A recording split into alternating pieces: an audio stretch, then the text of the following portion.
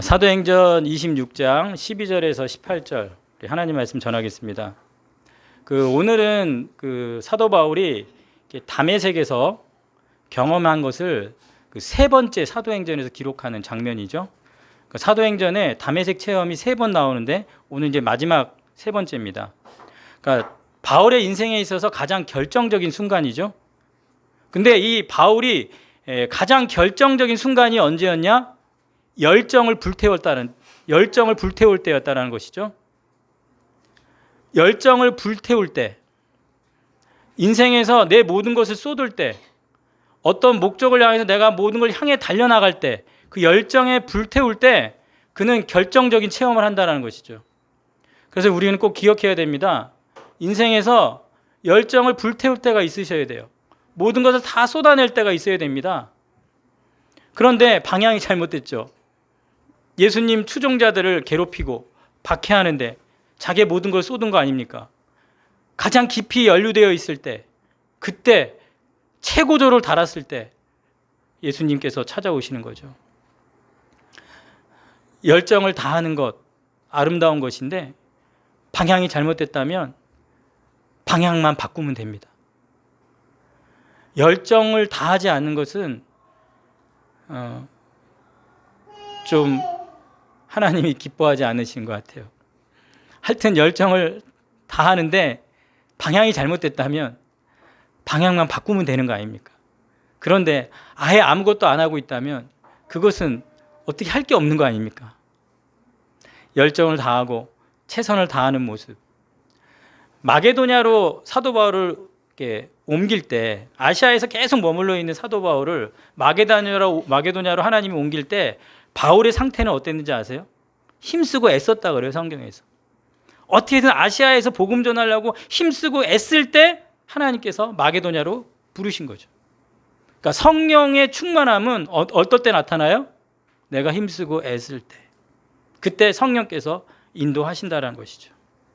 그래서 오늘 내 삶에 열정을 다하고 있는가? 내가 최선을 다하고 있는가? 이 질문 한번 나 자신에게 던져보시기 바랍니다. 그리고 오늘 12절에 보니까 대제사장들의 권한과 위임을 받았다 이렇게 얘기하죠. 그러니까 바울은 권한이 누구에게 있냐? 대제사장에게 있다고 생각했습니다. 그리고 그 권한을 위임을 받았어요. 어떤 체포권을 가지고 이제 다메섹을 향하는데, 자, 바울이 지금 의지하고 있는 권력은 과연 바울이 몫을 걸 만한 권력입니까? 그가 모든 걸 쏟고 있는 이 권력이라는 것이, 이 권한이라는 것이 자기의 목숨을 걸 만한 가치가 있느냐는 거죠.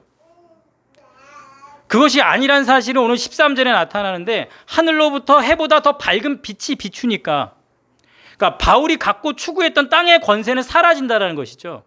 우린 이것을 꼭 기억해야 됩니다.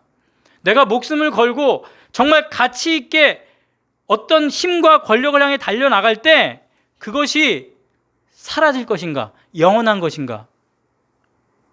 그래서 14절에 땅에 엎드려집니다. 이거는 실제로 일어난 일이에요. 그냥 머릿속으로 추상적으로 일어난 일이 아닙니다. 실제로 자기 인생 한복판에 일어난 일, 땅에 엎드려진 거죠.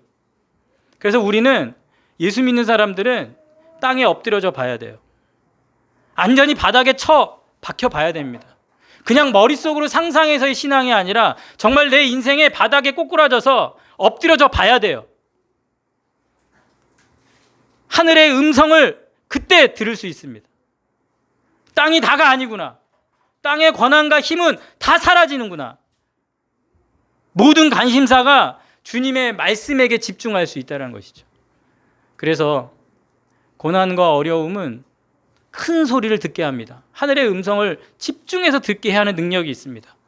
오늘 14절에 사울아 사울아 내가 어찌하여 나를 박해하느냐.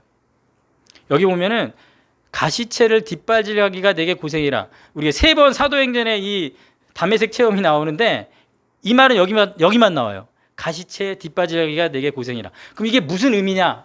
이제 이거 가지고 학자들이 의견이 분분하죠.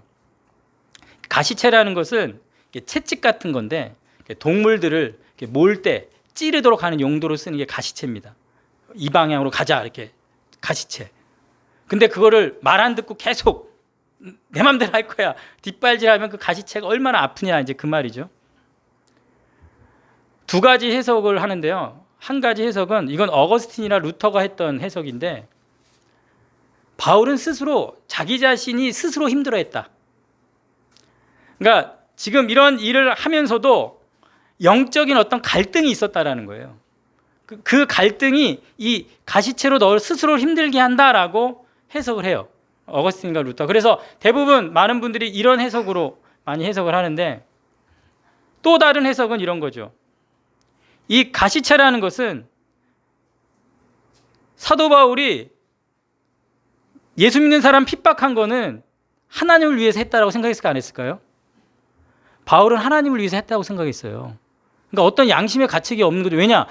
내가 바리새인으로서 예수 믿는 자들을 박해하는 것은 그건 하나님의 율법을 지키는 일이라는 하나님을 위한 한 일이었거든요. 그러니까 내면의 갈등이 없었을 거라고 봅니다.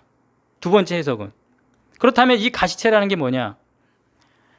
바울 안에 계속 머물러 있는 새로운 종류의 힘인 거죠. 새로운 종류의 힘이라는 게 뭐예요? 내 방향이 잘못됐구나. 내 방향이 잘못돼서 하나님을 방해하고 있었구나. 내 인생이 이래서는 안 되겠구나.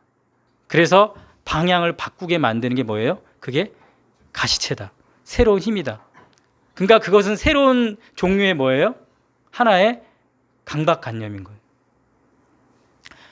이제 조금 더 설명이 필요한데 우리가 하나님을 떠나서 나쁜 일을 많이 할 때가 있잖아요. 나쁜 일을 많이 했는데 근데도 하나님이 용서해 주시는 거예요. 찾아와 주신 거예요. 그럼 어때요? 그 하나님이 찾아오신 거에 대한 새로운 뭐가 생겨요? 힘이 생겨요. 근데 그 힘은 어떤 힘이냐면 내가 또 죄를 짓고 또 나쁜 짓을 하면 그렇게 해서는 절대 안 된다는 뭐가 생기냐면 강박관념이 생겨요. 무슨 말인지 아시죠? 사도 바울이 내가 복음을 전할지라도 고린도전서 9장 16절에 내가 복음을 전할지라도 자랑할 것이 없음은 내가 뭐하러 하기 때문에 부득불할 일입니다. 이게 뭐예요? 이게 가시체 얘기하는 거예요. 강박관념. 내가 복음을 전하지 아니하면 뭘 받는다? 화가 임한다. 벌을 받는다. 내가 예전에 어떻게 살아온 인생인데 이제는 하나님을 위해 살지 않으면 나는 벌을 받는다란 뭐예요? 강박관념. 우리는 강박관념이 나쁜 거로만 생각하지만 내가 신앙생활하면서 하나님을 위해서 열심히 살아야 된다라는 강박관념, 하나님을 위해서 죄를 지어서는 안 된다라는 강박관념, 내가 이렇게 시간을 허송세월해서는 안 된다라는 강박관념, 내가 하나님을 위해서 열정을 다해야 된다라는 강박관념, 이게 우리를 움직이는 새로운 힘이 될 수 있다는 것이죠. 그래서 오늘 이 다메섹 체험에서는 아나니아는 언급되지 않습니다. 오늘 본문에서 아나니아가 굉장히 중요한 역할을 하죠. 다메섹 체험에서 오늘 본문에서는 아나니아는 언급되지 않습니다. 지금 바울 스스로 개인적으로 하나님과 예수님과 1대1로 만난 거에 집중하고 있는 거예요. 내가 하나님과 1대1로 만났는데 그 만난 하나님을 통해서 나에게 어떤 새로운 힘을 줬다라는 거예요. 내가 복음을 전하지 아니하면 화가 임할 거라는 어떤 그 새로운 힘이 바울을 이끌고 가게 되었다라는 것이죠. 제가 이제 예전 교회에서 되게 열심히 이렇게 사역을 했어요. 그런데 좀 교회에서 이제 사임을 하고 이제 쉬던 때가 있었어요. 그때 제 안에 어떤 마음이 있었냐면 열심히 하면 뭐하냐? 열심히 하면 뭐하냐? 최선을 다하면 뭐하냐? 그렇게 젊은 세월 다 쏟아가지고 그렇게 큰 부흥하는 교회 섬기면 뭐하냐? 그냥 하루아침에 아무것도 아닌 게 되는 이 현실이 하나의 그 트라우마죠, 어떻게 보면. 그래서 뭘 열심히 못 하겠더라고요. 그리고 제가 민들레 교회라는 이름으로 효창동에서 한 2년 개척을 할 때 뭘 열심히 안 했어. 그냥 죽읍시다. 뭘 하면 뭐 합니까? 죽어야지. 근데 하나님께서 그런 저에게 이 청나란 지역에 이렇게 예배실도 주시고 하나님 앞에 다시 한번 사역할 수 있는 청라 3.1교회라는 이름으로 다시 사역할 수 있는 이렇게 기회를 주시니까 이제는 가만히 있어서는 안 되겠다라는 그런 마음이 있는 거예요. 내가 여기서 이런 공간을 주셨는데 내가 여기서 놀고 먹고 있었으면 안 되겠다. 그럼 나 진짜 벌 받는다. 하나님이 내가 아무것도 안 한다고 했는데 이렇게 기회를 주셨는데, 심지어는 사도 바울은 그렇게 믿는 사람 죽이고 다니고 박해 있는데도 기회를 주셨는데, 근데 내가 이 복음 전하는 일을 안 하고 있다? 이건 말도 안 된다. 이건 내가 화를 받을 일이다. 벌 받을 일이다. 인간이라면 그렇게 살아서는 안 된다라는 자각이 있는 거죠. 우리 인생에 그런 자각이 있어야 돼요. 우리 다 죄인이었잖아요. 다 죽어야 되잖아요. 근데 예수 십자가의 피로 살려주셨지 않습니까? 그래서 기회를 주신 거예요, 우리 인생에. 그 인생은 이제 누굴 위해 살아드려야 되느냐? 이 질문인 거죠. 그래서 오늘 예수님께서 이렇게 얘기합니다. 도대체 누구십니까, 주님? 나는 내가 박해하는 예수다. 그러니까 지금 이 예수님은 살아계신 거예요. 죽어 계신 게 아닙니다. 살아계셔서, 그럼 이 예수님이 살아있다면 이분을 살린 분이 누구냐는 거예요. 이건 하나님이 하신 일이라는 거죠. 바울이 계속 평생 쫓았던 그 하나님이 이 예수님을 살렸다라는, 그래서 그 예수님께 뭘 주셨다라는 거예요? 권세를 주셨다라는 것을 알게 된 거예요. 자기가 이 땅에 대제사장의 권한과 위임을 받았는데 그 땅의 권세와 다른 그 죽은 자 예수 그리스도 십자가에 살려내신 그 하나님의 권세, 그 권세가 나에게 지금 온 겁니다.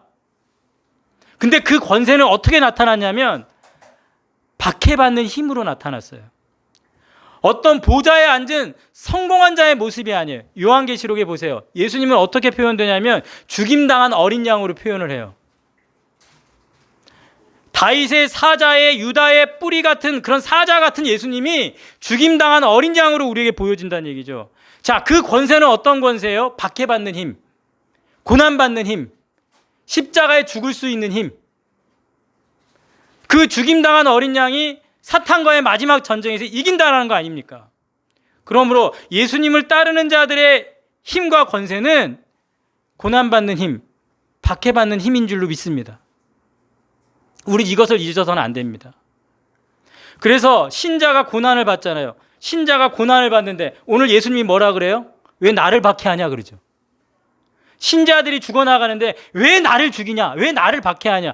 왜 내가 박해하는 예수다. 이렇게 말씀하잖아요. 예수님은 자기 사람들로 여기세요. 그리고 자기 사람들을 끝까지 사랑하시고 그 사람을 책임지세요. 그리고 그 사람들을 지키세요. 목숨 걸고 사랑해 주시는 예수님이에요. 그러니까 이제 우리는 그분을 위해 목숨을 걸 수 있는 줄로 믿습니다. 제가 아까 물어봤잖아요. 이 땅에 대제사장의 권세가 목숨 걸 만한 가치가 있냐는 거예요. 사라질 건데. 정말 우리가 목숨 걸 만한 가치는 예수 그리스도인 줄로 믿습니다. 그래서 오늘 16절에 일어나 발로 서라 그러죠. 오늘 16절에 일어나 발로 서라 이 말은 사명을 위해서 일어서라는 거예요. 사명을 위해서. 단순히 세상은 일어서자, 열심히 하자, 최선을 다하자. 다 뭘 위해서? 내 인생을 위해서, 나의 행복을 위해서. 오늘 일어서 발로 서라 이거는 사명을 위한 일어섬인 줄로 믿습니다. 사명을 위한 일어섬에는 반드시 하늘의 명령에 집중해야 돼요. 일어나서 내가 뭘 감당해야 될지를 그 명령을 들어야 됩니다. 이 장면은 예레미야 선지자, 에스겔 선지자가 선지자로 임명받을 때와 똑같은 그런 분위기예요. 그런 말씀이 오늘 주어지는 거죠.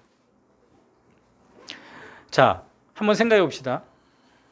저도 목사 위임식을 했거든요. 그 목사 위임 받을 때 그냥 되나요? 예? 저도 대학교 4년, 신대원 3년, 강도사 1년, 또 시험 보고 어떤 그런 과정이 있어야 뭐가 되는 거예요? 위임이 되는 거죠. 그렇다면 지금 바울이 지금 위임식을 하고 있다면, 다메섹에서 예수님이 바울에게 위임을 하고 있다면 하나님이 그냥 위임시킨 게 아니라는 거예요. 그러니까 바울을 위임시키기 위해서 예수님이 하신 일이 있어요. 그걸 알아야 됩니다. 내가 지금 말씀을 듣고 있고 내가 예배를 드리고 있다면 누가 하신 일이 있어요? 예수님이 하신 일이 있다는 얘기예요. 오늘 성경에 보면 16절에 세 가지 동사가 나와요. 나타났다. 17절 구원받았다. 건져냈다. 17절 보냈다. 예수님께서 이 세 가지 동사로 바울에게 하신 거예요. 나타내시고 건져내시고 보내시는 거죠. 그러니까 한 사람을 선택해서 그 인생을 위임하기 위해서는, 그 사명을 받아내기 위해서는 하나님께서 분명히 우리 안에 하셔야 될 일이 있다는 사실 우리는 꼭 기억해야 될 줄로 믿습니다. 나 같은 죄인이 뭐라고 예수님께서 이렇게까지 하실까요?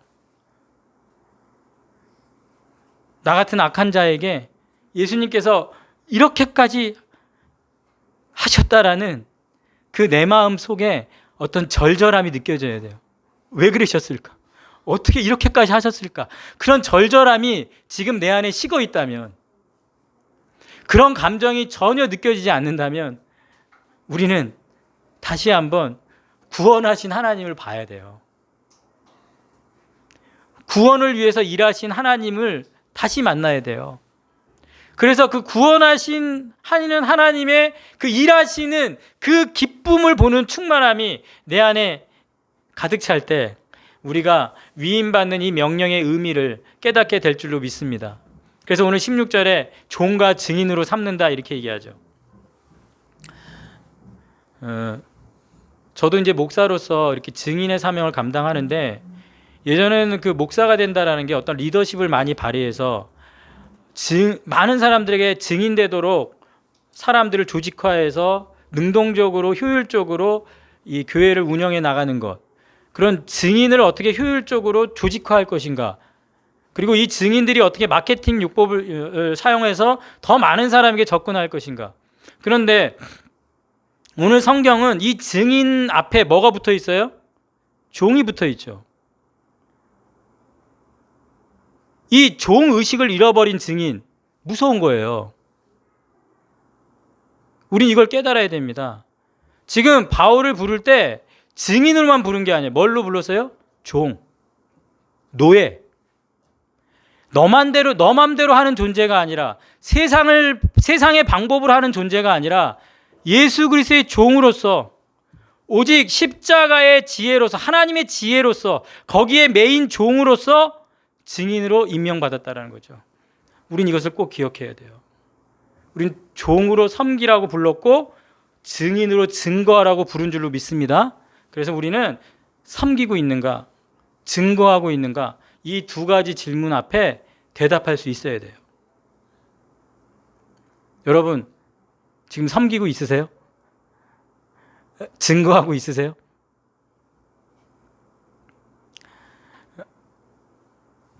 이제 예배 와준 것만으로도 고마운 사람한테 이런 질문하면 되게 부담스럽죠? 예? 지금 예배 와준 것도 대단한 건데 지금 뭘 섬기고 있냐, 증거하고 있느냐, 이런 질문을 던지라니. 그런데 이 질문을 던져야 될 사람들이 있어요. 신앙생활 좀 하시고 무덤덤해지고 세상에 오랫동안 그냥 휩쓸려 살다가 내가 정말 섬기고 살고 있나?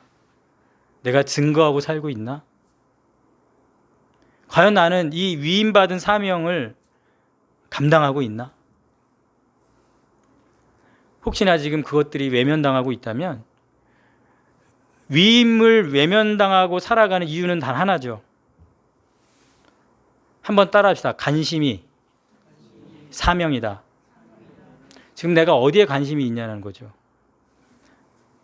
정말 내가 하나님의 관심에 내 관심이 가 있냐는 거죠. 나의 관심과 하나님의 관심이 거리가 있을 때,